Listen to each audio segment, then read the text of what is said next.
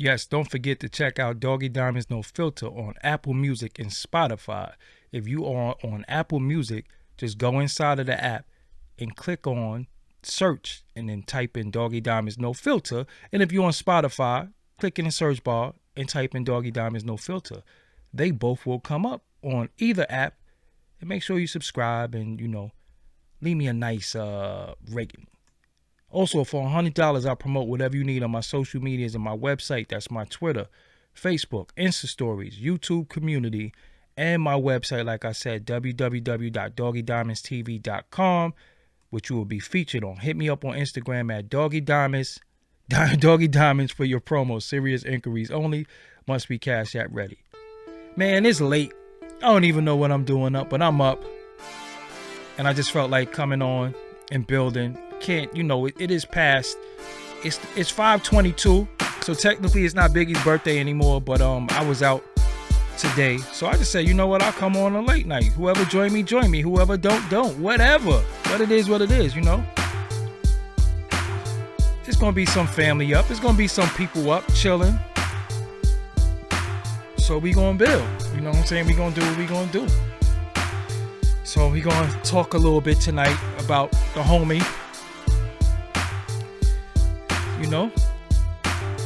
So let's get into it. What's up, everybody? I go by the name of Doggy Diamonds. This is Doggy Diamonds TV. This is Doggy Diamonds No Filter. This will be going on the streaming platforms. So you are here tonight. You know what I'm saying? You are here tonight with me. So before I start, let me give a shout out to Kevin and Ambrielle. Enjoyed my day with y'all. Had a good time with the children.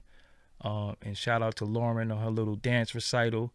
We had a good time, and they got me to go to Golden Corral, and I ate so much that I just got to stay up, man, because there's no way I could go to sleep with all the food I got in my system. I need to do some push-ups or something, but I ate a lot today. But I enjoyed myself with the children. So March, you know what? This is the deal. This is why I really had to come on too. I appreciate, and this is what I like, is the fact that we're not celebrating March 9th. I've always had a problem with that over the years. I've always had a problem with us celebrating the day that Biggie was taken from us. So March 9th, having parties, and that always bothered me. So I remember saying years ago, why we never celebrate May 21st? Why we don't have the parties and the big celebrations on May 21st? So it was a pleasant surprise, this year and last year that they were saying, the second Biggie dinner and Biggie's 50th. Of course it's a milestone birthday, but I just thought it was dope that they switched it from always putting this emphasis on March 9th to actually go into Biggie's 50th. That was just really, really dope to me. You know what I'm saying? Like, I was very, very excited that they switched it around.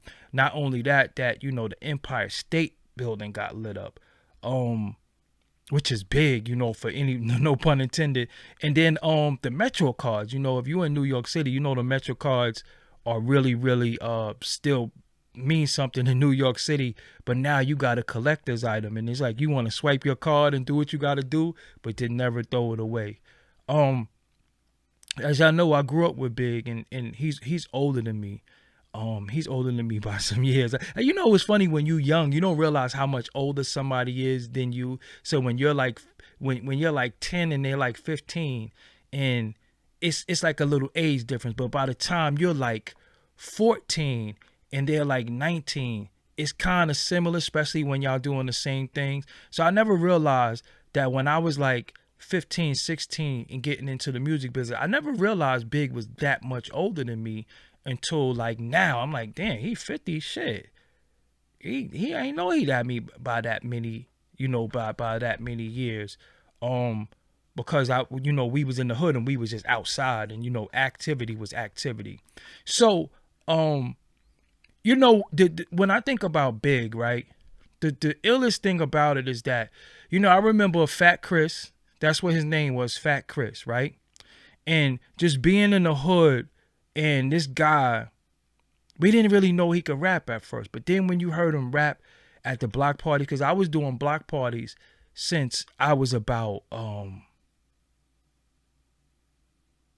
maybe like 14.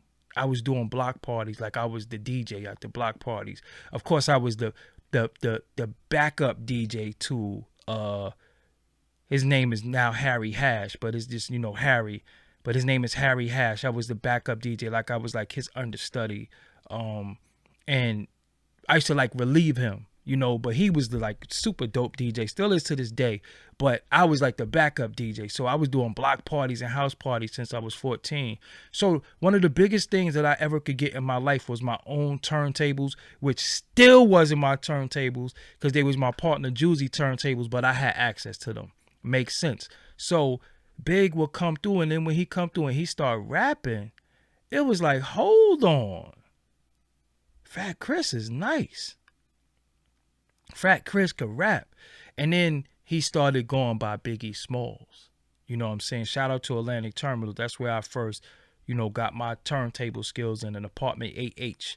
You know what I'm saying? And I got the homie, the Kitchen Clothes podcast, and he definitely know what I'm talking about because he's from the terminals as well. So then he became Biggie Smalls, and, just hearing him at the parties and the block parties and him just being, dope.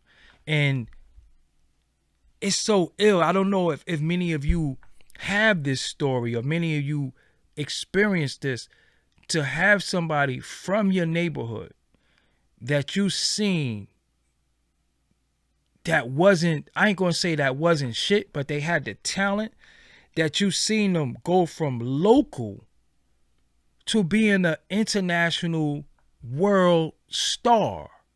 No pun intended. And it's like, yo, hold on. It's deep because this the dude that coming to my crib, he had big feet. He wasn't really well dressed growing up. And he just knew how to rap. So without the polish, you would think he would, without the polish, actual facts, he probably would have fit in with the Lyricist Lounge, Duck Down, and that type of, crew. He would be dope for that. But then once you started seeing the polish, as far as, custom clothes and getting dressed and putting stuff on him, it's like, hold on, is he becoming a superstar now?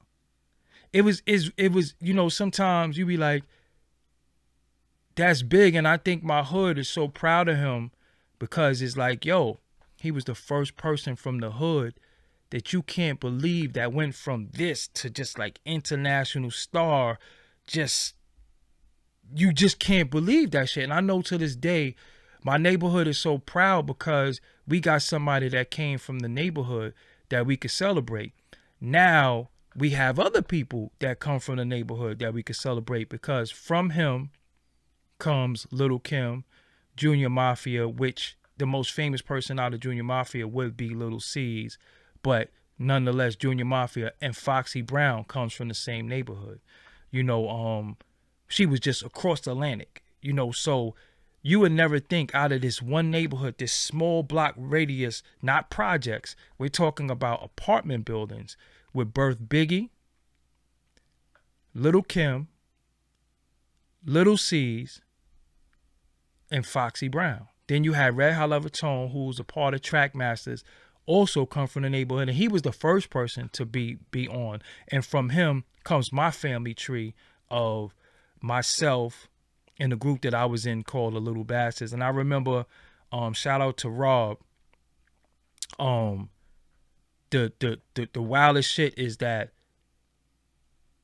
we used to we used to have a rivalry because we had a record deal before he did.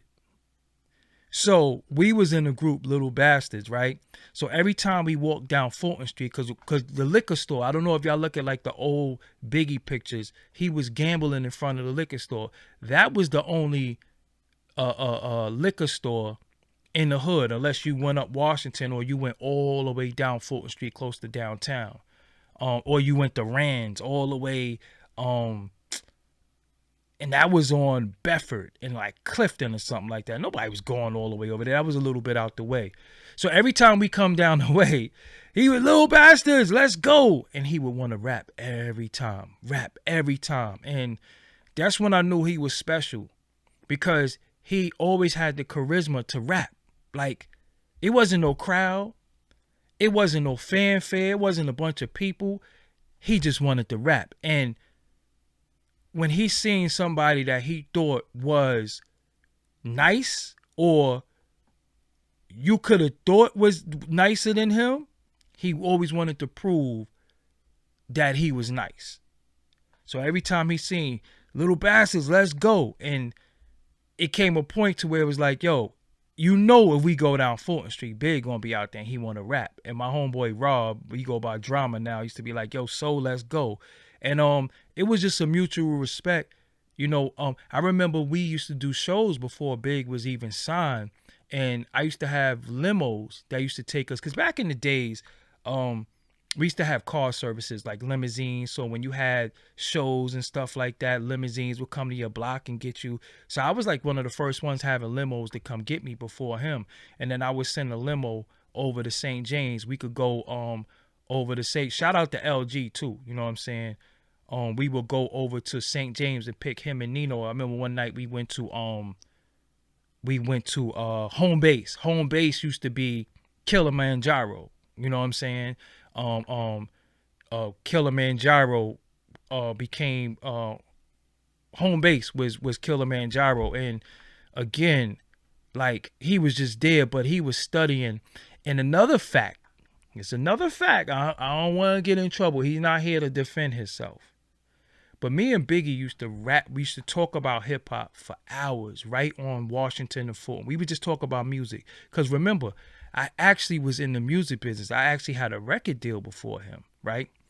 And now, I'm going to say something. I ain't trying to make nobody mad. I ain't trying to make nobody feel no way. But I'm just talking about Biggie facts. Shit that I know to be fact, because I heard it from his mouth to my ears. And I'm going to give you some of the things we said. Nothing disrespectful or nothing crazy or nothing like spooky or nothing like that. But it's just, he really liked Apache. Big loved Gangsta Bitch. For some reason, that song just resonated with him. Maybe that was the inspiration for like Me and My Bitch. Maybe that was the inspiration for Dreams. But he loved Apache. He loved that song, Gangsta Bitch. You know what I'm saying? He loved that song. Another thing that was deep. What the album came out. Right?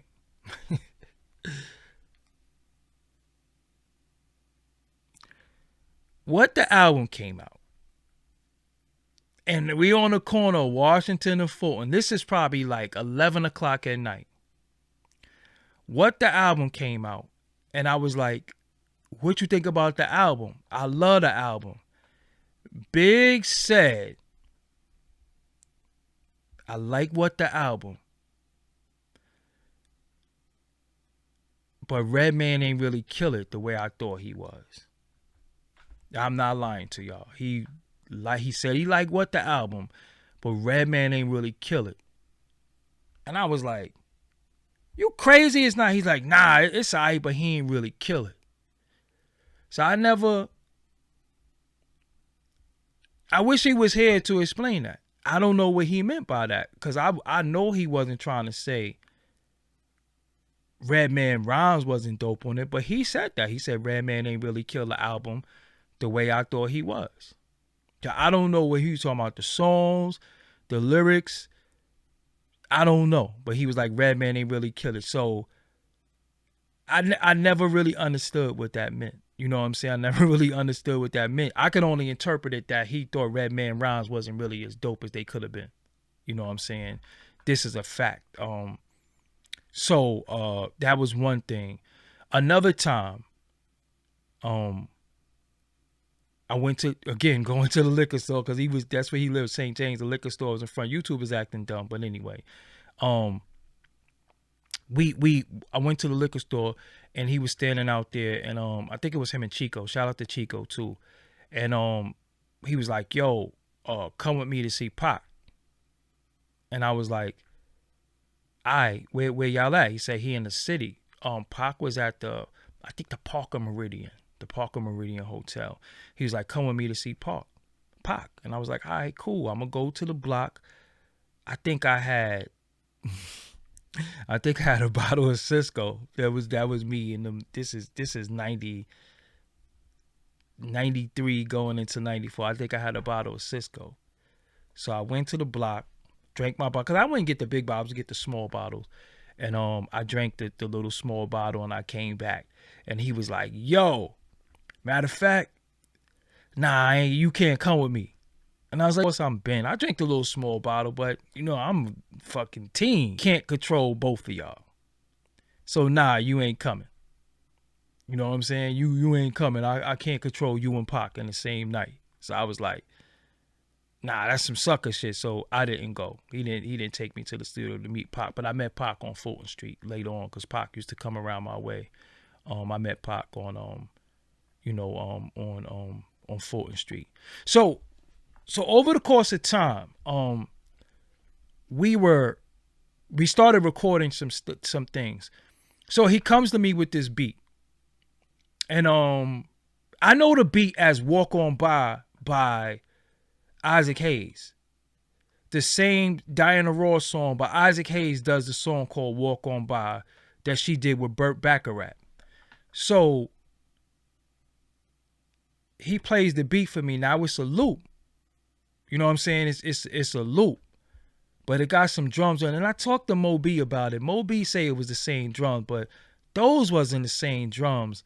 The drums that's on the drums that was on the original Warning, to me personally, sound like the drums from Going Way Back. And I know the break beat, but I can't think of it right now. But Just Ice, Going Way Back, those sound like the drums to me. I know my drums. And the drums that y'all hear for Warning is not the original drums. And Mo, I love you, the big bro, but you changed them drums on Warning, bro. So he wants to record this song. So he says, "Yo, I got this tape." Now, at this time, I had something called a Tascam 688 track board. You know what I'm saying? But it was a tape. You would take a cassette tape, but you had to use a high bias tape to put it in there to get the highest quality. But you could lay vocals on it, and you could track vocals like how this mixing board is right here. So I hear the beat, and I have to sample the beat. So because it's in the tape, and back then there's no computers, there is no Pro Tools, there is no ripping it off tape. So I gotta sample the beat. I gotta loop the beat over and over, because if you think about I said a Tascam 688. D88 is I think for ADAT. No, not or the D88s. Not the Tascam 688. Look it up. So I had to sample the beat in the 950. But Warning is really just a sample. You know what I'm saying? It doesn't really change. So I sample the beat. So we hook up the microphone, because my microphone, I didn't have a booth. We just had my room. You know what I'm saying? We just had my bedroom. My studio was in this little small closet space. And then we just had my room. So we hook up the microphone, and I sample the beat. So you gotta lay the beat. You have to lay the beat for the length. So I said, "How long you need the beat?" He said, "Just put it like 16 bars." So the beat play. He says, "I need about 4 or 5 tracks of vocals." Mind you, I only got an 8-track. So I'm like, how the fuck I'm gonna do this? So he says, "Give me one lead, give me a hype track." That's the track where you go, then you got an ad-lib track. But he needed mad ad-lib tracks. He wanted mad ad-lib tracks. So the beat start, and then he does, "Who the hell is this? Paging me at 5:46 in the morning, crack of dawn, and while I'm yawning, wipe the coal out my eye." And I'm sitting there like, holy shit. Like, he's recording in my house what y'all know as Warning. But this is the first time anybody's ever heard these vocals. So I'm sitting there like, it's my man Pop from the barbershop. He just kicked the whole verse, and then he get to, damn, niggas want to stick me for my paper, but he got my cousin. My cousin had, yo, you say that.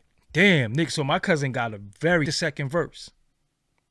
He didn't kick this bugging right now. You know what I'm saying? For hopefully it goes through, because I can see it glitching right now. But later on, man, I don't know even though, but I'm gonna keep going. So later on, I heard the second verse, and the drums was different. Later on, I heard the second verse, and the drums was different. So then I see the video, and I'm like, oh shit! Like, this is the shit. Now he kicked that. He kicked 2 freestyles, and then he said, I got Kim. And I was like, what Kim? He was like, Little Kim, little short Little Kim. I said, Kim, she rap? He said, yeah, and she nice. Now, I knew Little Kim from hanging, she lived in a place called St. James Towers. That's across the street from LG, or the co-ops. I knew her as being a booster and getting fly. Like, Little Kim was super bad. Like, she was, man, like one of the baddest chicks you ever saw in your life from the hood. Like, she had the bamboo earrings. She had all that rappers, Queen starter kit shit in 93, 92. This is fact. Matter of fact, go look at Slick Rick, A Teenage Love video. It's a scene where Little Kim is in there. Look at Slick Rick, A Teenage Love video. They're going to cut to a scene that used to be by Sarah J., the old Department of Labor building, and you'll see Little Kim. So she come to the crib. He bring Little Kim to the crib. Now, I used to be mad nervous when Kim came to the crib because, yo, she just looked so good. Like, this is the girl that in the hood, like the baddest chick in the hood. I'm telling you. And it's like, yo, Kim is in my house. So I just remember just being mad nervous. Like, oh, shit, Kim is here. Like, oh shit. So we put on a beat. I forgot I had a beat that I did. And it was to substitution drums, and I had some pianos going in, and I had a bass line in reverse. Now I'm gonna give y'all a story with that. I had a bass line in reverse, and it had the substitution drums. And Kim come there, and she start rapping, and I remember like, holy shit, she could rhyme. So I just remember just being like, he rapped, my cousin rapped, and Kim rapped. And I was just like, so if you watch my Little Kim interview, that's why she said, you know, me and Big used to come to your crib. Matter of fact, we started in your house because the first time Little Kim ever rapped was in my crib. You know what I'm saying? I did the beat and everything. And this is 1993. You know what I'm saying? This is 1993. We fucking teens, you know what I'm saying? Because we're teens, you know what I'm saying? Damn near not preteen no more, you know what I'm saying? And she rapped, I was like, oh shit. Like, I just couldn't believe that she rapped. Then he brought Junior Mafia back. The first time Little C's rap, first time Chico rap, and Nino Brown rap, first and last time he ever rapped. But if you look at my interview with Little Kim right on his channel, she says, we started in your crib, because that's actual facts. And this is 1993. I still got the microphone. Oh, hold on one second.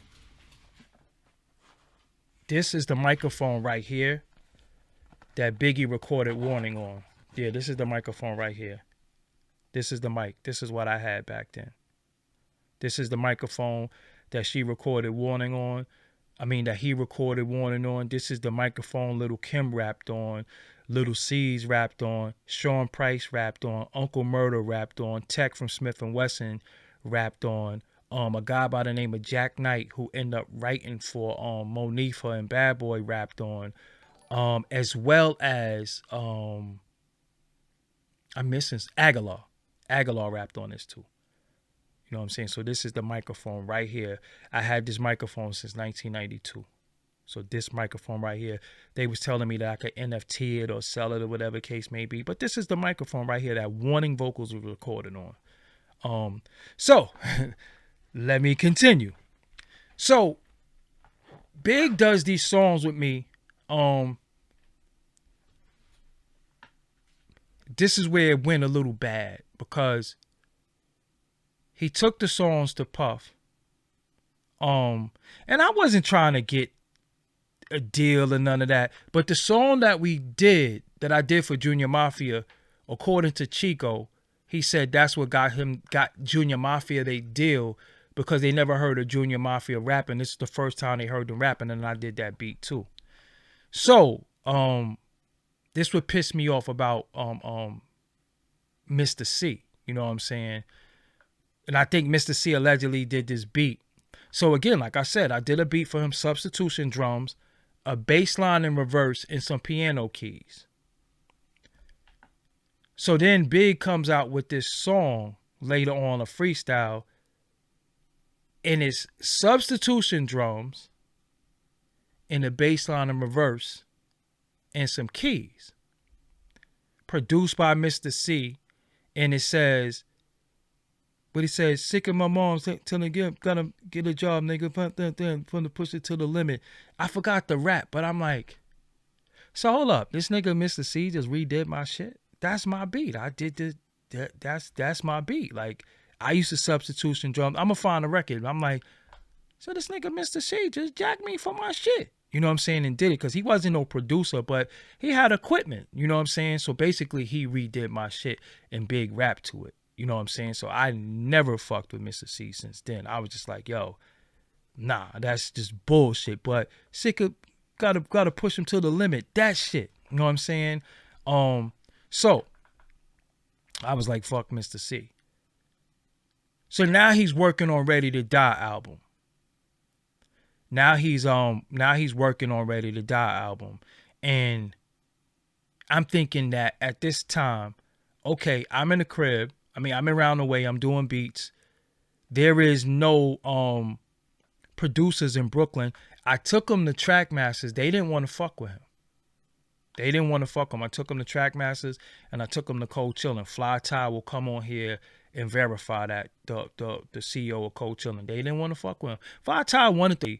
On this label, we got Big Daddy Kane, we got Kool G Rap, we got Roxanne Shante, we got Biz. If you come out, you're not coming out to after them. So why would you go on a label with all these people and you're not coming out no time soon? So we heard Biggie in 1994. If he had a sign to them, he probably wouldn't have came out as an artist till like 97. This is a fact. So it didn't make no sense to do that. So he didn't do it. But I took him to Cold Chillin'. I think as well as C tried too. You know what I'm saying? Because if you listen to Biggie's first demo ever for the Unsigned Hype, he's rhyming to a breakbeat called Blind Alley. That is Ain't No Half Steppin' sample. So he used to rap like Kane. He used to rap like Chubb. Biggie used to rap like Chubb Rock. Biggie used to rap like a mix between Kane, Chubb Rock, and Heavy D. Heavy on the Chubb Rock, though. Chubb Rock don't get enough credit when it come to Brooklyn. You know what I'm saying? But Chubb Rock definitely was a staple in Brooklyn. Like, Chubb Rock was definitely one of the people that was dope. You know what I'm saying? But, so he's working on Ready to Die album. And, you know, I remember seeing him one day and was like, yo, how the album coming? And then he met Easy Mo B. So now Mo B is coming to, no, I'm bugging. He already knew Easy Mo B because he had the Warning thing. That's how I got it. But now I met Easy Mo B, my bad, because out my window on Fulton Street, across the street from my window used to be a parking lot that Easy Mo B used to park his car in. You know what I'm saying? Easy Mo B is from LG too, by the way. Shout out to Easy Mo B. So he used to always walk and get his car. He had an ACK Legend. This is 93, 94. So Acura Legend. Crazy car. So I used to always see him. So when I found out he did Warning, when I found out he did Warning, I was like, oh shit, that's the dude who did Warning, because the only thing I knew about Easy Mo B was Rapping is Fundamental, right? So you got Rapping is Fundamental, that's that Rapping is Fundamental. So it was like, huh? Like, it's dope, but I ain't know he did beats like that. So then, I meet Mo B. So he becomes, I don't want to say like a mentor to me. He became a mentor because he never taught me how to do beats. He never showed me any techniques, but he was the mentor to me in the business, because I used to, we had the same, what was the number? 789-8957. His number was 789-8975. Mo B, if I'm wrong, correct me, but we had almost the same telephone number. So I used to always see him, and then one day I spoke to him, and Big didn't drive. So Big used to get him and take him to the studio and everything. He didn't drive, right? So they start working on his album. Warning, we heard the Warning thing. Juicy came out. I never liked Juicy. Juicy real name of the real name of Juicy is called It's All Good. It wasn't called Juicy. It was called It's Still All Good. Then they changed it to Juicy. Party and Bullshit was cool. I didn't like Party and Bullshit. I just didn't like that song, because that was still the underground lyricist lounge type Biggie. That wasn't to who he was going to become. So they did Party and Bullshit. Remember, that's off the Who's the Man soundtrack. This is still Uptown Records, So by the time he's doing Warning, he's working on the album. Remember, he went through a transition for a long time because he was in limbo, because Uptown Records, Puff got fired. So now he has to go to Bad Boy. So we was out here we was just like anticipating the next move. So okay, now he's working on the album. So I'm like, yo, you working on the album? What's good? Could I, what's up with the songs that we did or whatever? Or could I at least do an interlude or something like that?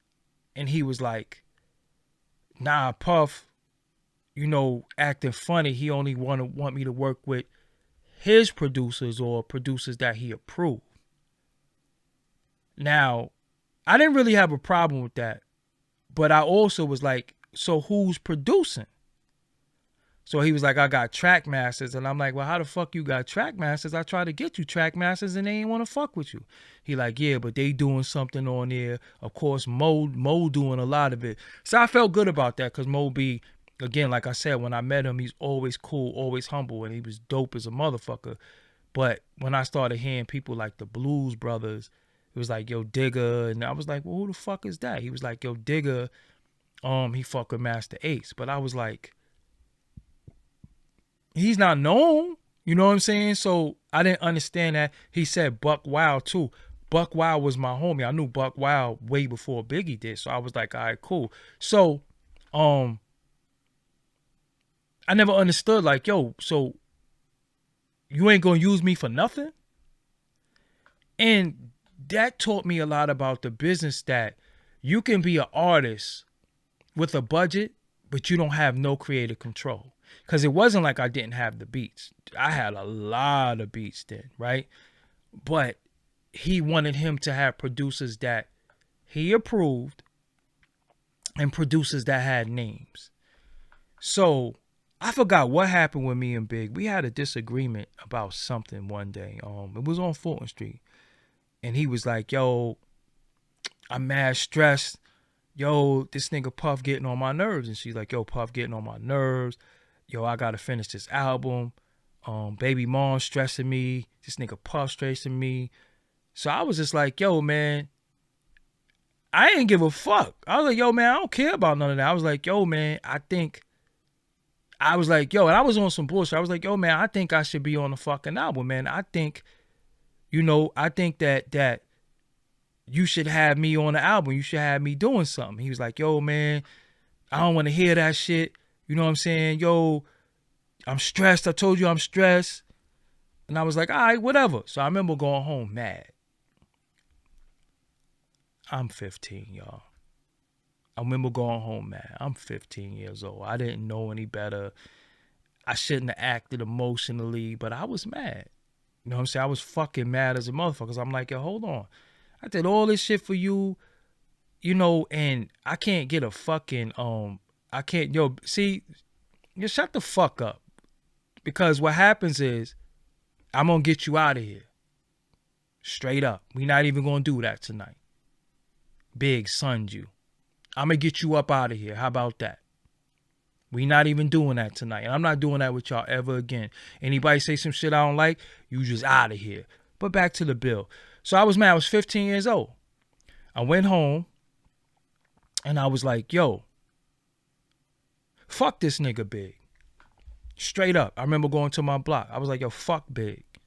Everybody's like, yo, what happened? What happened? I was like, yo, nah. I asked the nigga, you know what I'm saying, to let me get on the album. And the nigga was like, yo, he stressed, Puff making it. And I was like, yo, I don't want to hear that shit. I was like, yo, I don't want to hear that shit. Nah, I should be on that album. So everybody who on the block around the way was like, yo, fuck him then.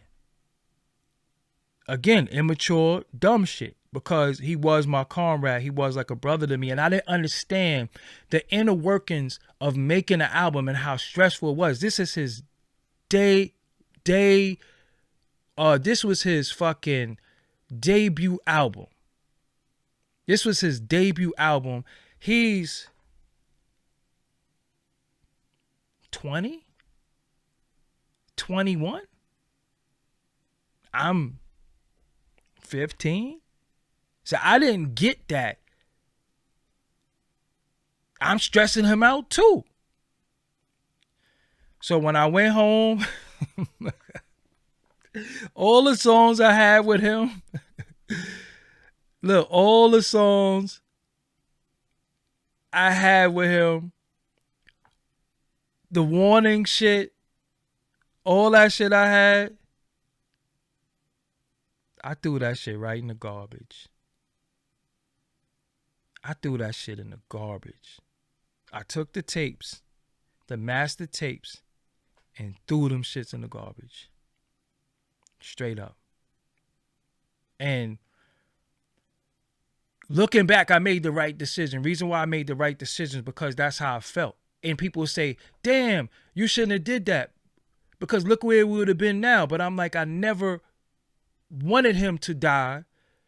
And I don't feel like capitalizing off of his death because I had something of his after he died meant something. You understand what I'm saying? So people say, but yo, you would have had that. I'm like, yo, but I never, you know, we live forever. We're kids. So I never felt like, yo, a Big is going to, you know, yeah, Big is not going to be here in 2 years. Big is not going to be here in 3 years. You know what I'm saying? I threw this shit in the garbage. I was like, fuck it. But when people say, yo, if you kept it, look what you would have had. I'm like, yeah, but fuck them tapes. I want my man back. I didn't, you know, fuck those tapes. Them tapes don't mean something because he's gone. Now, the only issue that I have is that I had a piece of his talent with me, but I was 15 years old. You know what I'm saying? I was 15 years old and, you know, just angry at, yo, when the limos was coming for me, I was taking you. When you didn't have a studio, I was recording you. You know what I'm saying? So I didn't understand the makings of an album, how stressful it is, how dealing with somebody like Puff. You know what I'm saying? Dealing with somebody like a Puff, going in the studio and recording. See, we doing demos in the crib, but he's going in the studio recording. He has a budget. He doesn't, you know, it's his first album. Of course, he didn't get a lot of money off his first album. And he didn't have his publishing. You know what I'm saying? He didn't have his publishing because he sold some of it. So, people say, yo, that was dumb. You should have kept it. I say, yeah, that should sound good. But again, it only means something because he passed away. I did the right thing as a kid. Now, thinking as a grown man, should I have done it? No, I wouldn't have did it as a grown man. I probably would have seen him and talked to him. He didn't even know I threw him away. You know what I'm saying? But I didn't want nothing to do with him. You know what I'm saying? And I always wished him well, always wished him to be successful because of his talent. And I feel like he got where he needed to be, and he was destined to be there because he was talented. But it was never a thing of, oh, you threw it away and yo, you should have kept it, because it wasn't nothing like that. You know what I'm saying? Nothing like that. So the album comes out, the album does well. Fat Chris is a superstar. And that shit is crazy. Why do I gotta be lying? Nobody else has to verify this story, because the truth don't need validation, only lies. And you could ask whoever you want. Ask them. Ask them who I am. Or matter of fact, go look at my Lil Kim interview when she says we started in your house. I don't need to sit here and lie. So get the fuck out of here. I don't need to sit here and lie to nobody. I don't even have to do this shit. I could be talking about anything else. I don't have to lie. Lie about what? What I'm lying for? To impress you? But anyway, the album comes out. Now he's no longer Notorious B.I.G. He's no longer Biggie Smalls. He's Notorious B.I.G. Superstar now. And I'm like, yo, that shit is dope. You know what I'm saying? Then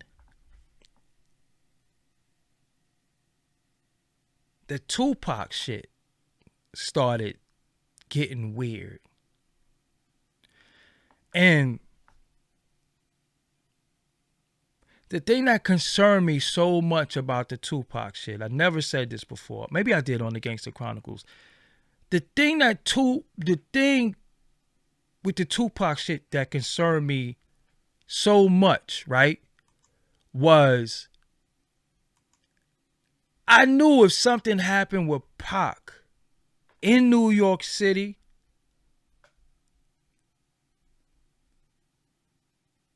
Big couldn't protect him or help him. And that was very concerning to me. And I remember me and my cousin Taz saying that shit, like, yo, depending on who, if Pac get into it with somebody, Brooklyn is a wild ass place, man. Brooklyn is a wild place. Like, nobody runs Brooklyn. Brooklyn is an area over here. You got people who get busy in LG. Shout out to LG. You got people who get busy in Fort Greene. You got Fulton Street. You got Farragut. You got Flatbush. You got East Flatbush. You got the night. It's different places where people are somebody.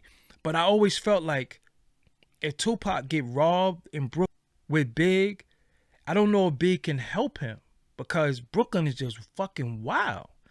And when Pac got shot in Brooklyn, not in Brooklyn, in the studio, I was like, yo, that's the issue that's gonna blow this whole shit up. Because he's probably gonna look to Big and say, yo, these people did this, or who did this or did that, yo, help me get at them. And I knew, unfortunately, Big wouldn't have no wins against certain people. So when he got robbed and shot, I knew the fallout was going to come. But I knew Big didn't have nothing to do with it, because he wasn't like that. He wasn't grimy like that. And despite what people think, Big loved Tupac. Like, he loved Tupac. He loved Tupac. You know what I'm saying? Loved Tupac. And when this shit happened, I knew Big was going to be in trouble, because the world is looking at, he's the leader of the East Coast, because this is the beginning of the East and West Coast stuff, right? He's the leader of the East Coast. You got Death Row snooping them, but then you got Big and Bad Boy in them. So if something happened in the town, Big could stop this. Big could put in phone call. Because you think nowadays, right, if shit happens, we make phone calls and say, yo, get a homie his chain back. I knew that I knew that Big couldn't do that for him. So when that shit starts happening and this shit is brewing, I'm like, this shit about to go all bad. Because Big wasn't like that. He wouldn't set Tupac up. For what? That was really his friend. That was really his friend. So when this shit starts happening, man, it just was fucked up because I knew that Big was kind of hurt from it because that was really his friend. But now he got to kind of save face because you're still a man at the same time. You know what I'm saying? You're still a man. So let me skip a little bit. And all the stuff happened, East West Coast thing. You know, you got a lot of people acting like Big was their friend. Because I be seeing dudes acting like they was real tight with Big. And yeah, me and Big. A lot of them is lying. Y'all got to think about this, right? Biggie came out in 94. By 97, he was gone. So how cool was you with somebody in 3 years? You know what I'm saying? I've known them my whole life. So it's a lot of people who are going to be telling these Biggie stories. A lot of them are fronting. They knew Notorious B.I.G. They didn't know Fat Chris. It's a difference. They didn't know Fat Chris. They didn't even know Biggie Smalls. They knew Notorious B.I.G. So I saved some of this for, you know, documentary book type shit. I remember speaking to Mo B, because Mo B used to be like my person to keep me tame. Because I remember I used to go around playing beats for people and going to labels and all that shit. And I didn't understand that when you leave people a beat, they don't gotta use it, or it could take them a long time before they want to use it. I didn't know that shit. So I remember telling I used to tell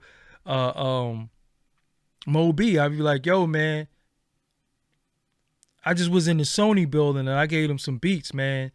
And yo, they play a lot of games up there, man. When I catch one of them for Sony, I'ma shoot them. I swear to God. I'm like 16, 17 years old. I swear to God. And Mo B used to be like, yo, man, you can't do that. I used to be like, why not? Fuck that, Mo. Yo, I'm tired of niggas playing with me and shit. I'm going up in here. They keep calling me to come play beats and all this shit. Yo, fuck that. I'm going to catch one of these dudes and I'm going to shoot one of these dudes. And Mo used to be like, nah, you don't do that. Yo, man, before I made Warning and Biggie shit, yo, they used to slam the doors in my face with some of the same beats. I'm like, for real? He was like, yeah, I played Flavor in Your Ear for people. I played Warning for people, and they used to slam the door in my face. Now, a lot of y'all don't know, a lot of these famous beats that Moby did later on, I was right there. I was in the crib with him. You could even look, well, I think I erased the post, but, it might be on his timeline. I was there. I saw a lot of that shit. You know what I'm saying? I used to see him make the beat because he lived around the corner from me. We had the same equipment. So it came a point in time where we could go to each other disc. We didn't even need, he had the 1200, he had the SB 1200 and the 950. That's, you know, because back then record collecting was the thing. So I would go to your crib and the first thing I would ask you is, yo, you got old records? And you'd be like, yeah, yo, my mom's got mad 45s in there, or my mom's got mad records. And you'd be like, I'd be like, yo, what you doing with them? And you'd be like, yo, she not doing shit because, you know, she don't got a record player no more. You know what I'm saying? So Mo B used to just talk me off the ledge, man. I used to be like, yo, Mo B, man, nah, we gonna fuck him up. We gonna fuck the A&Rs. I used to be like, nah, you can't do that. Yo, you gotta, what do you used to say? You gotta show up. What do you say? You gotta blow up and then show up, or show up and blow up. He used to say that to me. So, I didn't know no better. All I knew was Brooklyn, you playing with me, nah, violence. You know what I'm saying? And Mo B used to just tell me, nah, you can't do that. Yo, you can't, you know, if you go do that, then, you know, they're never going to work with you again and all that. So I really took that into consideration, but I used to be mad as a motherfucker. I used to be like, man, fuck these labels, fuck these all this shit, you know. And then skipping a little forward, when when when when um when Wu-Tang came out, it was a breath of fresh air because it let me know that I could do it myself. But that's another story. So I'm talking to Mo B. I don't know if this is public, but I'm going to make it public. For some reason, Mo B and Biggie wasn't talking. For some reason, Mo B and Biggie wasn't talking. Mo, if I'm out of line, you could call me and tell me, but Mo B called me and he was like, yo, I saw Big and they walked right past me and nobody spoke to me. And I was like, huh? He said, yeah, yo, I saw them and they walked right past me and none of them spoke to me. And I was like, for what? What happened? Now, it was a time where I think they was trying to recruit Mo B to be a part of the Bad Boy Hitmen, and he wasn't having that. Also, Mo B taught me that where your name goes on the credit means a lot. So when he did Flavor in Your Ear remix, it says produced by Easy Mo B and Puff. And he was saying to me, well, why is his name on the record and he didn't do shit? He's like, yo, why is his name on my record? So that caused a lot of rips. So I don't know what Puff said to Big, but long story short, they walked past each other and Big and them walked past them and didn't speak to Mo. And Mo was like, I don't know what's going on. And then he didn't work with Mo on Ready to Die besides Life After Death, except for I Love the Dough, and the other record is I Love the Dough and Going Back to Cali. So Mo B calls me later on, and Mo, again, like I said, you my OG, my big bro. You know, if I'm out of line, I apologize, but I'm just gonna tell, you know, some of the truth.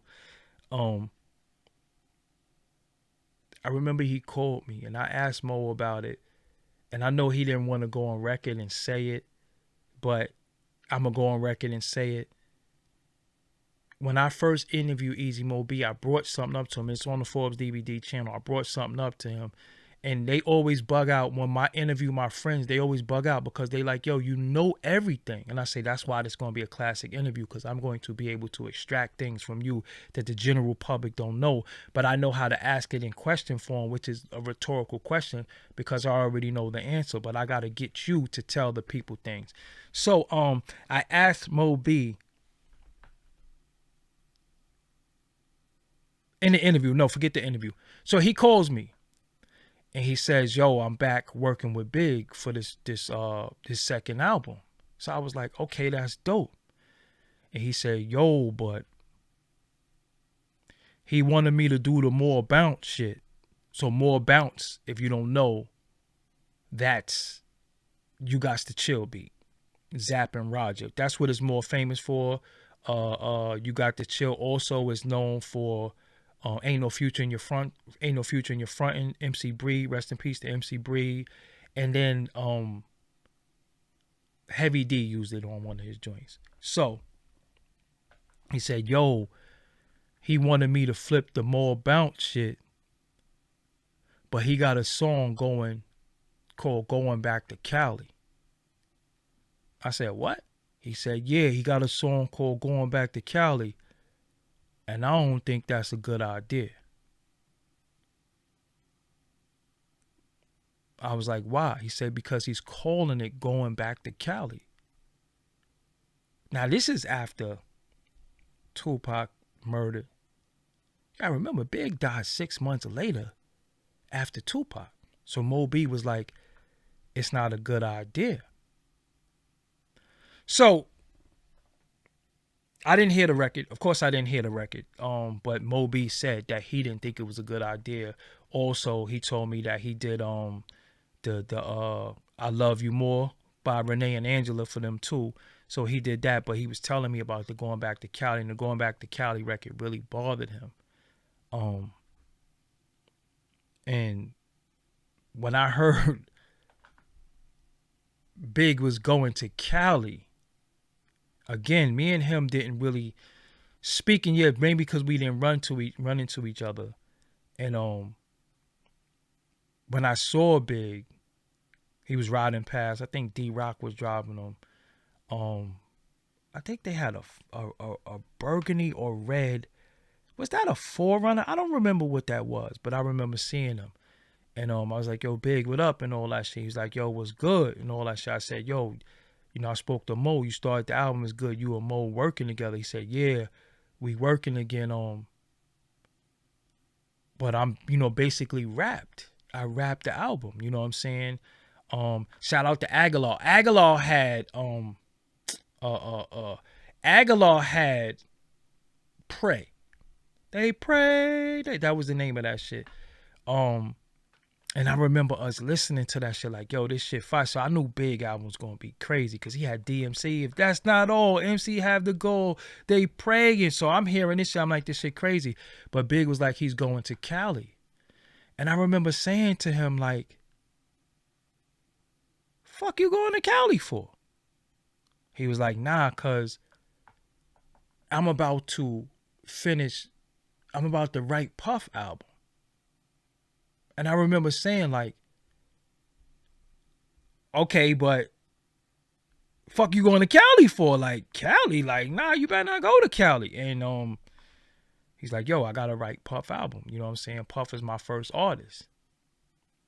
I'm like, Puff is your first artist? I'm like, Kim and him. He's like, nah, I'm writing for Puff. Puff is my artist. I'm about to he about to rap. So I was like, Puff about to rap. I was like, that shit corny. You know what I'm saying? I was like, man, I want this fucking nigga rapping. Cause I was just like, at that time, I was like, the shit, like this shit is corny. But long story short, it's so much more I could tell. But he went to Cali and he was out there for a little while. And I remember the night he got killed. I forgot where. I remember I was living, but I think my cousin Tad called me and was like, yo, they killed Big. And I'm like, who killed Big? Like, fuck you mean they killed Big? Yo, he got killed in Cali. And I was just like, I knew that shit was a fucking, I was like, yo, man, I knew that shit was a fucking bad idea to go out there, man. It was too fresh. It was just too new. The energy, Tupac was blaming him for certain shit that I know he didn't have nothing to do with. I know he never really directly dissed Tupac, but he threw jabs. The Who Shot Your record. So much shit was just not in good timing. Or not in good faith, no pun intended. So when he got killed in Cali, I was like, I felt sorry for him. This is why I felt sorry for him, because he didn't fuck with no danger. Big, I live on Waverly and Fulton. Big is on St. James and Fulton. The only thing separating us is Washington Avenue, right? So you go Waverly,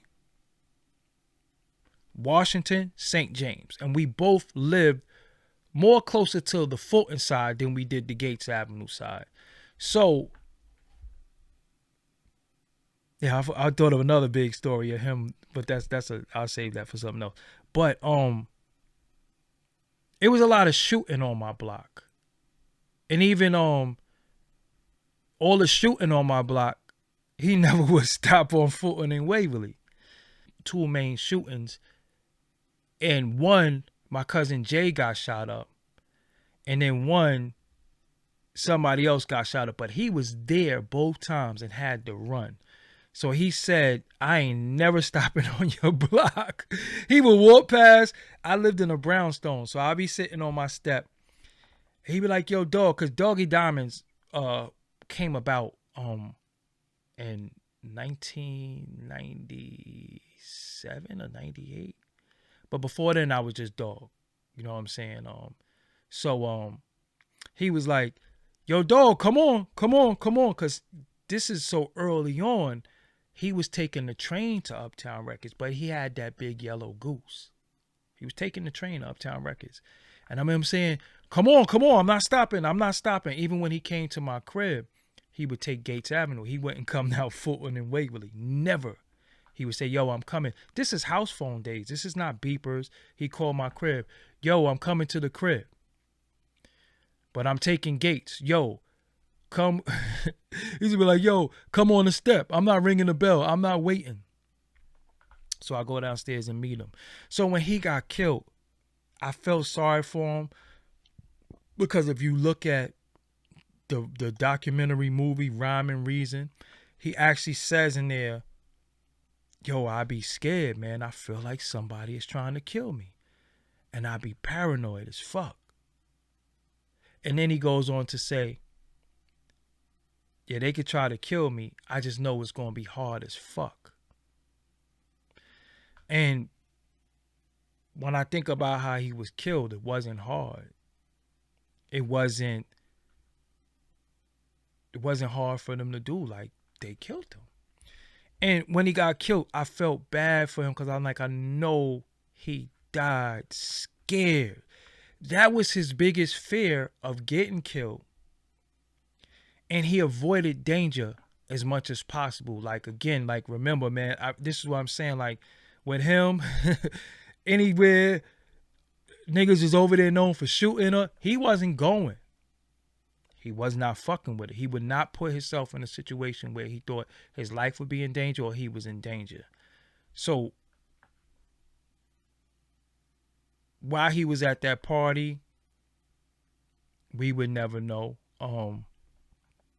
And I remember, and this is when I knew he was scared, they said when he got shot, he didn't speak. He just had a look on his face like, yo, they got me. And that's the thing, I ain't gonna front.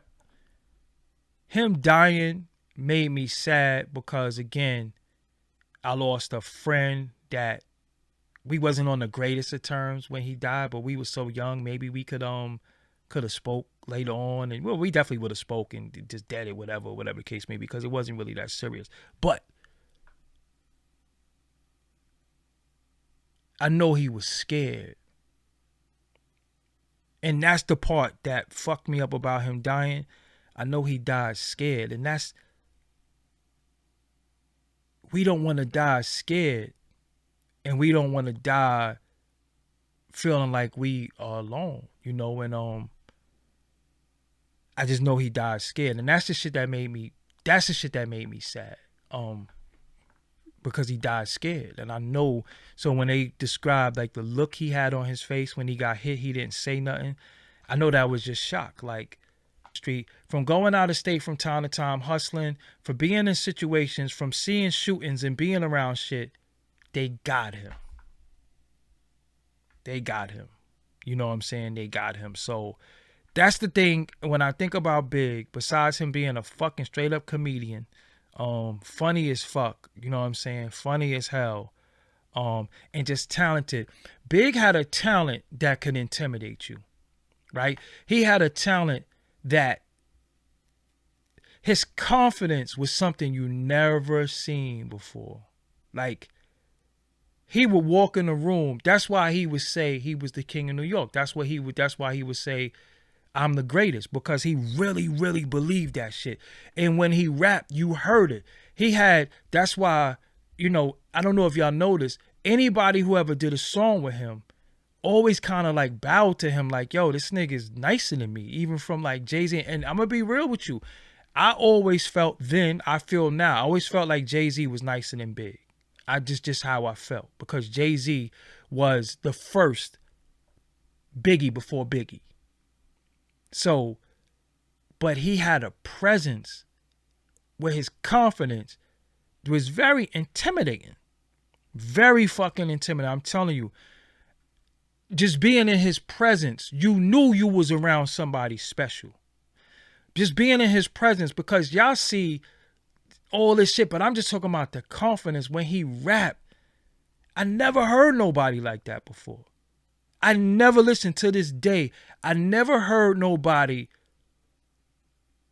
from their first rap was like, oh nah, this nigga nice.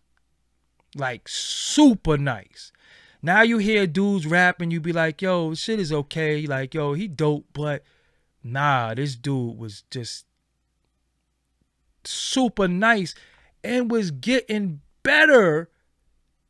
Cause when my favorite joint, like even with Sky's the Limit and all, I was like, yo, man, this shit is just incredible to me because he came a long way from, I was a terror since the public school era, bathroom classes, that shit was dope.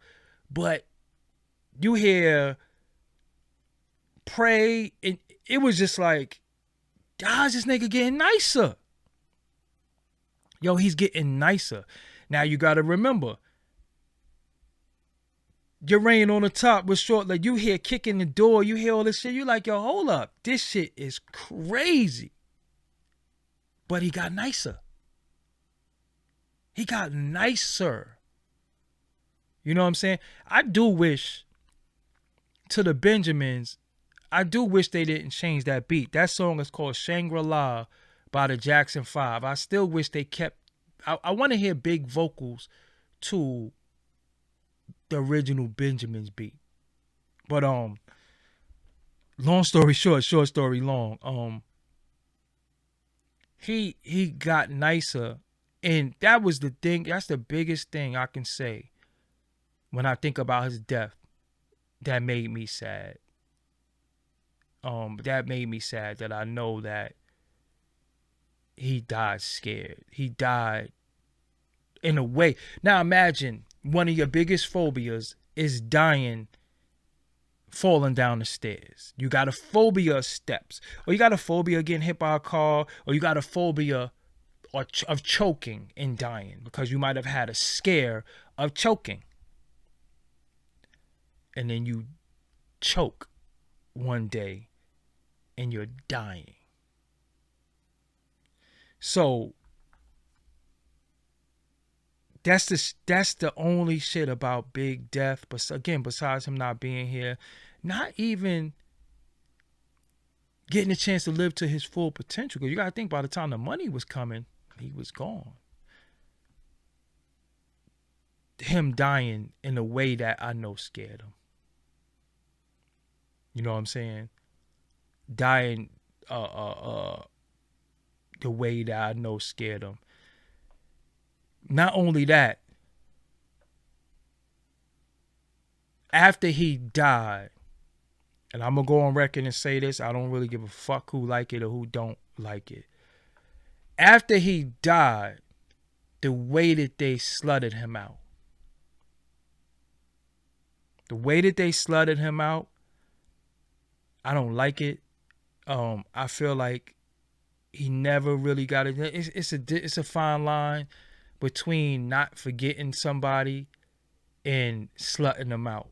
And I feel like the way they started using his vocals and taking this song and putting it over there, and then you hearing him on the Shanti remix and Big Jay-Z doing the Dream song, and then the Biggie duets and all that shit. I was like, nah, this shit ain't right, man. I just felt like they slutted him out, man. I felt like the mystique and the greatness stays here.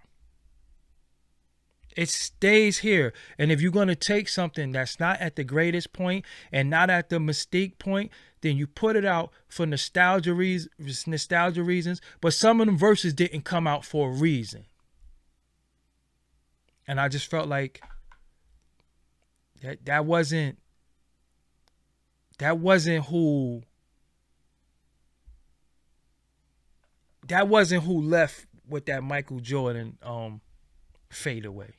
You know what I'm saying? That wasn't the dude who left against the Utah Jazz in Game 6 like this. I felt like they just started doing shit that because see, this is one thing about Big. I don't know if y'all noticed this. Big didn't have a lot of features on his albums. Big would do, he would get on your shit, but you couldn't get on his shit. And they just He didn't have a lot of songs like that. He didn't have a lot of vocals. It is some people that I can't blow up that got unreleased Biggie vocals. It is some people. I promise not to tell, but it is some people that got Biggie songs that nobody ever heard. But I didn't like the way they slutted him out. I didn't like it. I didn't like how it's always some new conspiracy about why he died, who killed him. Then you got this fucking asshole on Clubhouse, Whack 100, talking about, and you ain't even know Big, homie. And you talking rumors and gossip. So if you talking rumors and gossip, don't say shit like it was a West Coast dude hand who did it, but it's the bag of an East Coast nigga. Because what you don't understand, you fucking punk, that is people who love Big and would love to know who did that to him. And you talking rumors and gossip shit.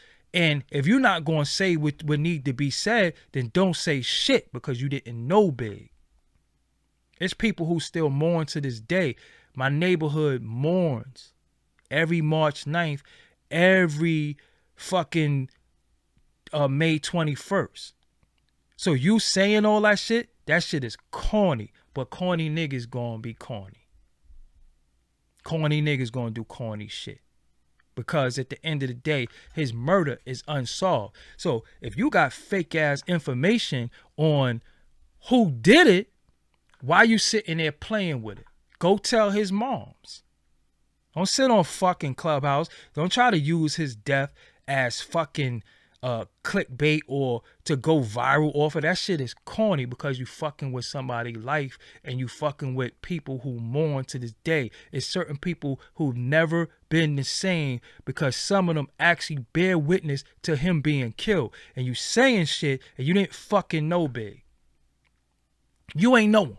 Back when he was out, you probably was still driving trucks or whatever the fuck you was doing.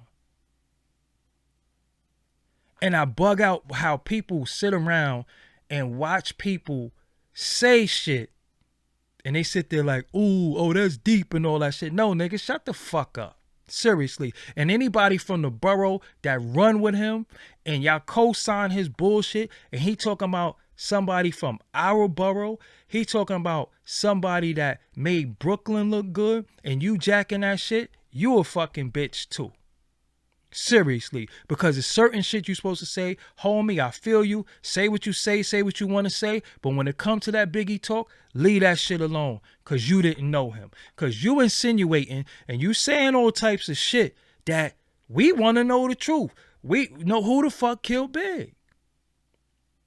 You killed the whole, a whole neighborhood. You seen his casket getting drove through my neighborhood. You seen grown ass men, little kids, everybody out there crying, and you fucking playing with that? So anybody who's staying with homie, especially from Brooklyn, his so-called Brooklyn team, y'all some fucking suckers because you should say, yo homie, I get it. Say what you want to say. But when it comes to that, just leave that shit alone, man. Don't put that shit on social media, especially that Clubhouse shit, so it could go on YouTube and everybody saying all types of shit. People still, it's people who are fucked up. CJ was a baby when he died. Tiana was a baby when he died. Straight up. We don't give a fuck about none of that Faith Evans shit because that ain't got nothing to do with it, but that was still his wife. So no matter how he feel, that's still his wife. We can't talk shit about a man's wife. That's who he chose to love. We can't speak on that. I'm never talking about a man's wife if that's who he chose to love, straight up and down. But all this gossip shit and niggas talking shit about this, that, and the third, again, if you from Brooklyn and you co-sign that shit, I gotta question you. Don't come fucking at me or nothing because you think I'm his opposition and I'm from Brooklyn. Big is the shining star from the borough that came from fucking nothing.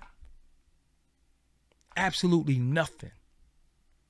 absolutely nothing. I seen it come from nothing.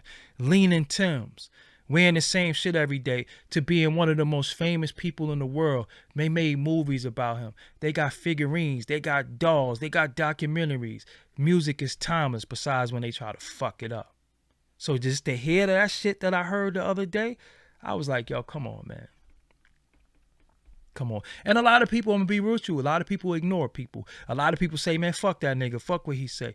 Nah, because before people's voice start getting big and you start hearing that shit too much, again, people start getting upset. And that's all I'm going to say about that. But if you didn't know Big personally, you could only speak from a fan standpoint. And all this gossip, especially when you're dealing with fucking murder and you talking about this person put the bag on this shit. How the fuck do you know if you wasn't there? And again, I'm tired of niggas talking like police and we like looking like, hold on, is this nigga a cop or not? Like, cause how you know certain shit? Like, how you know shit that so you know some shit the police don't know? Just really think about that shit. You know some shit that the police don't know. Think about it. You know some shit the police don't know. So, again, one love to Brooklyn first and foremost. I love my borough. I love my neighborhood. That neighborhood birthed so many great people, period. A lot of talent come out that neighborhood. And we'll forever mourn the loss of somebody that come from the corner that you stood on, that the country house. You know what I'm saying? From the country house.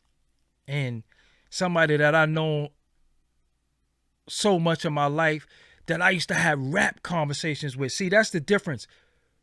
Me and Big used to talk hip hop, rap shit. Cause that's cultural. Fuck all this other shit. Fuck, you know, who fucked who and all that. When you talk about hip hop, when you talk about rap, when you talk about who's nice, when you talk about Biggie loved gangsta bitch, like who would think that Biggie loved Apache? You wouldn't think that. You know what I'm saying? So when you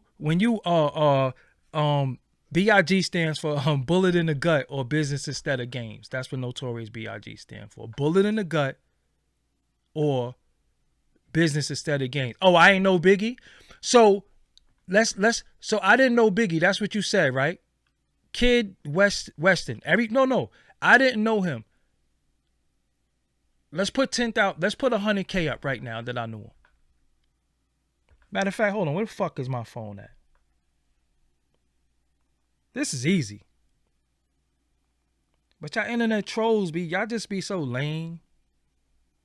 Y'all just lame. Hold on.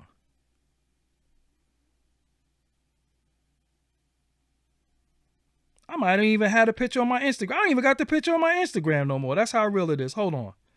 Let me see if my cousin got it up. Hold on. Hold on.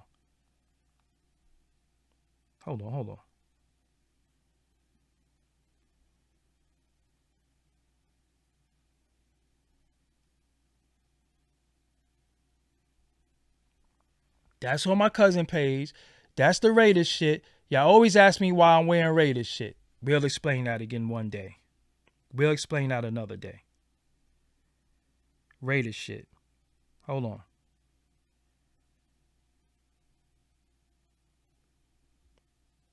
I know he got the picture up. I don't got the picture up on my Instagram no more.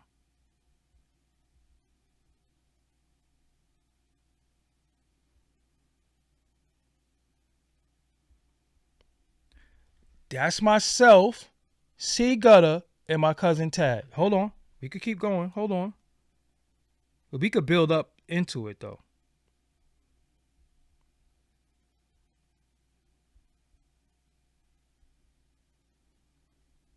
Damn, looking through all his Instagram, I gotta go through all his pictures. I bet you it's one of his early pictures.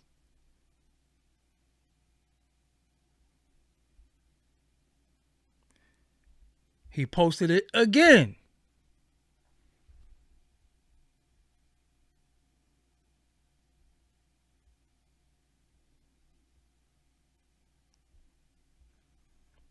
All right, where the picture at, nigga?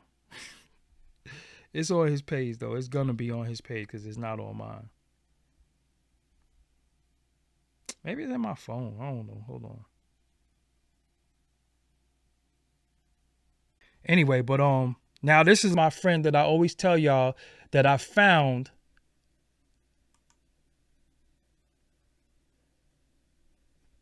This is my friend that I always tell y'all that I found got killed when he was 16, and that's Big behind him. That's 42nd Street. And this is these two. This is my cousin Jay that I said got shot when Big was there. That's another picture. And this is my OG Cook. This is who called me, who was holding Jadakiss down, right? Who was holding Jadakiss down, who convinced me to take the Jadakiss footage down originally. So let's keep going.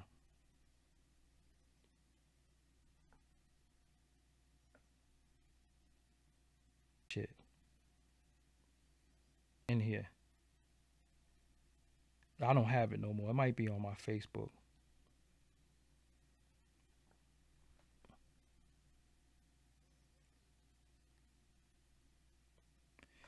This is my cousin's picture at DTF Radio where it used to be a Raiders hat. You can keep going.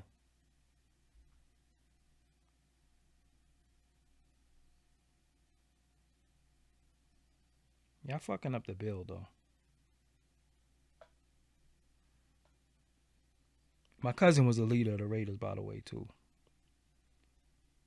All right, come on, man. Where this picture at? This is another day in my hood. Raider Day. This is Raider Day. 9/27. 9/27. September 27th. Raider Day. On my arm. 9/27. Everybody with Raiders gear on. Let's keep going.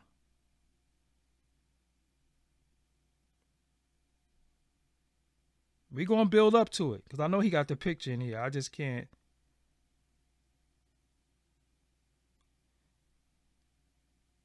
Man, you got a lot of pictures in here. See, I had to delete all them pictures off my shit. Man, he ain't even got it on here. Let me find my face. Hold on. Because I got to show y'all because y'all always ask me to show the pictures and stuff. Now let me kill you right here. This is my cousin Tad I just showed you. My other cousin Blacko in the middle with little C's. Where are they at? This is my neighborhood.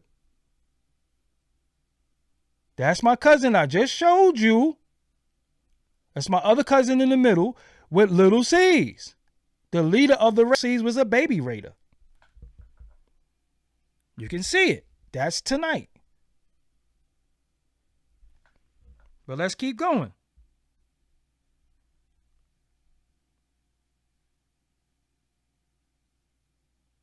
That's in the hood right now. But hold on.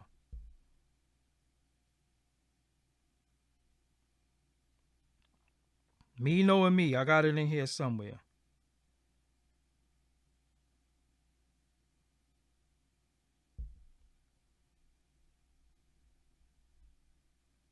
Oh, that's a picture with A. Rashid. Ha.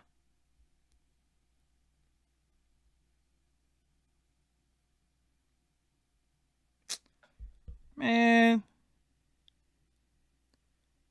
It take me to have 1,000 pictures in here out of nowhere.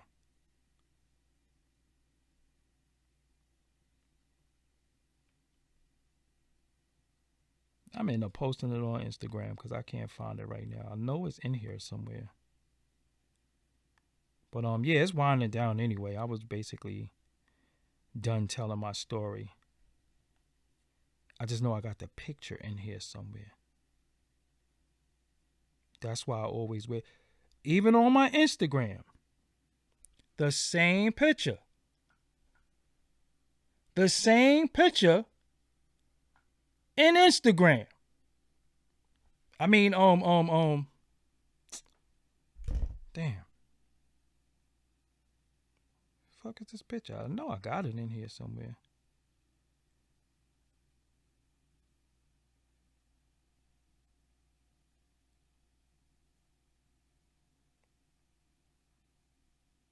Matter of fact, that was the first picture I ever posted on Instagram. Facts. The picture again. The picture again.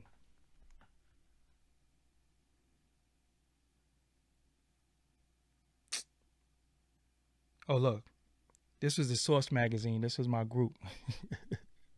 The little bastards. But we was the Brooklyn Raiders. I'm going to find the picture. I'm going to end up putting it on my my Instagram because it's in here somewhere. Oh, here we go right here. Here we go right there. Who's that in the middle with the Raiders on?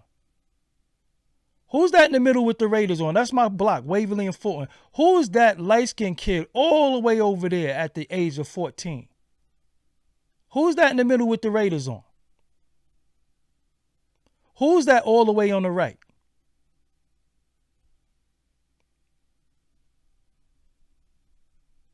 Who is that in the middle with the Raiders on? Who is that standing right there with the green on? That's Oli. Rest in peace, O. Who the song Missing You was about. Who is that over here? You see this corner right here? Who is that right there?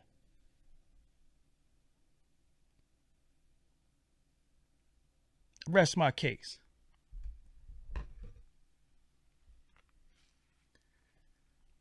And this was, shit.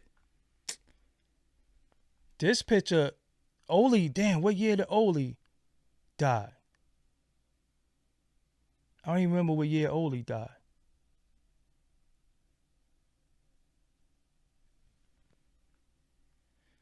But anyway, I don't have to go into, and again, you could, the homie, the Kitchen Clothes podcast, that's somebody from my hood. That's somebody from my hood who knows. You know what I'm saying? That's somebody from my hood who knows. But anyway. And you could go watch my Lil Kim interview. She said, you know, me and Big started. Oh, matter of fact, hold on.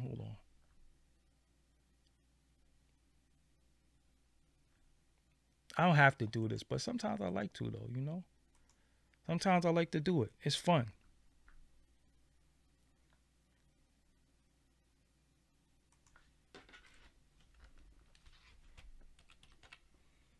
We could watch this, and then we could log off after this.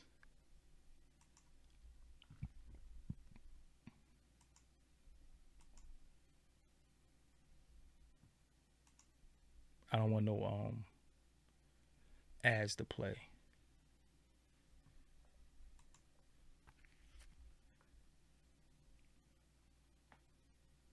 Skip ads. It's your boy Doggie Diamonds. You already know the motherfucking come up DVD and all. Yeah. Look who we got here, man. Yeah, Doggie Diamonds. You know what I'm saying?